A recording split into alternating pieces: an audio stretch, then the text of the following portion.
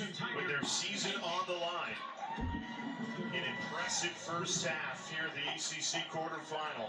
A program that has never been to the ACC semifinal or made the NCAA tournament.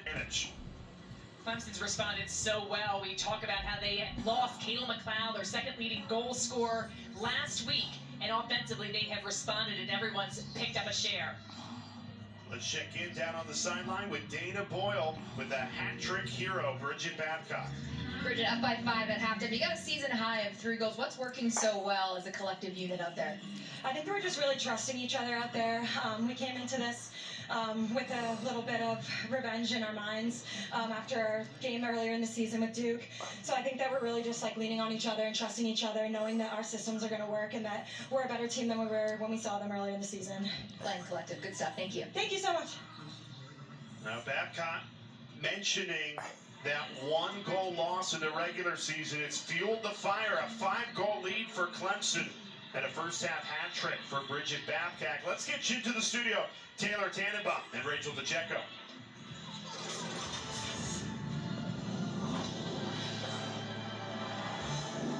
Thank you, Jay. For what it's worth, Rachel DeCecco and I spoke, and we would take candy from Dana Boyle. Doesn't matter who is distributing it. I'm Taylor Tannenbaum, alongside Tewaaraton winner, National Lacrosse Hall of Famer Rachel DeCecco. Clemson 8-3 lead over Duke at halftime. We talked about it pregame. This is important for Clemson in terms of making the NCAA tournament as they teeter on the bubble. How have you seen them come out in this first half? They have come out exactly as they need to make this tournament and to beat this Duke team. Defensively, just swarming. They had the Duke offense on their heels. 9 caused turnovers for Clemson in this first half, and some unforced errors by Duke. But defensively, they came out super aggressive, and then offensively with confidence. Coach Pollock said some of these freshmen are going to need to step up in the absence of McLeod, and they are driving hard to the cage with confidence, drawing the slides. And I think this Clemson team really, for me, has just been so impressive. A full team effort, 5 different scores, playing with confidence, playing with aggression, and has this Duke team on their heels. Yeah, Bridget Babcock with a hat trick. Season high 3 goals in the first half of play with plenty more still left to go. For Duke, you did see some bright spots. They made a change in cage. What needs to continue if they want to make a comeback? They've got to take better care of the ball. 10 turnovers in that first half, and they're just not getting shots up. We've talked about it before the game. They've got to get their shots in to get that momentum, and this defense for Clemson has really locked them down. I think I like to see some of the aggression from them in the midfield, maybe force some transition, just get things moving a little bit, because right now Clemson is really owning them on the defensive end. Yeah, so the Clemson Tigers in control at halftime, up 8-3, trying to avenge the regular season loss that they had to the Duke Blue Devils, and a big reason for their lead is the young lady I just mentioned, Bridget Babcock. Not 1, not 2, but 3 goals in the first half. Back with more on your ACC halftime report after the break.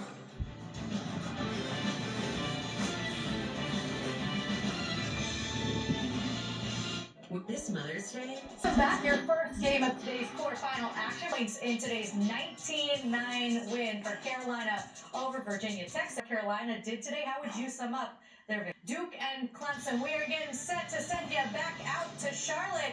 Duke's going to need a comeback in this second half as they are down by 5 at the break.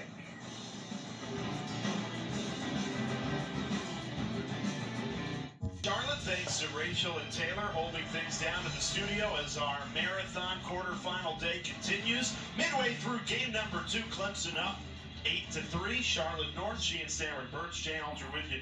You take a look at that first half. Duke scores the first goal. You think it's going to be a back and forth game, and then boom, Clemson scores 7 straight. What was working so well for the Tigers in that first half? I think they just played really inspired. I think defensively they did an amazing job of causing the turnovers, and offensively just spreading the ball around. And Bridget Babcock had an excellent first half. She did. She had 3 goals. She's attacking hard. They're in a man-to-man defense, and they're face guarding Lindsay Marshall. The Blue Devils are face guarding her and shutting her off.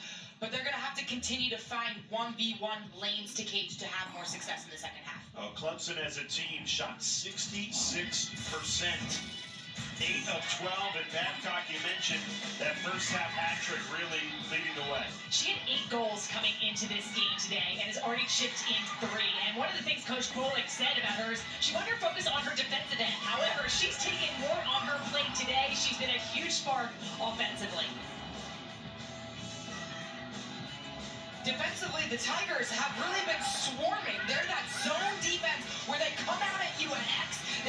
high up top, and they try to trap you and bait you into making mistakes. A little bit of a chaotic defense, but it can force you to make errant passes, and we saw that with the 9 caused turnovers this defense came up with in the first half. Yeah, Charlotte, and the 10 turnovers from Duke. I spoke with Kirsten Kimmel. I'm a little shocked we're not performing better against the zone, something that we practice every day leading up to this. She felt like the energy level was really low, and she didn't expect to come off a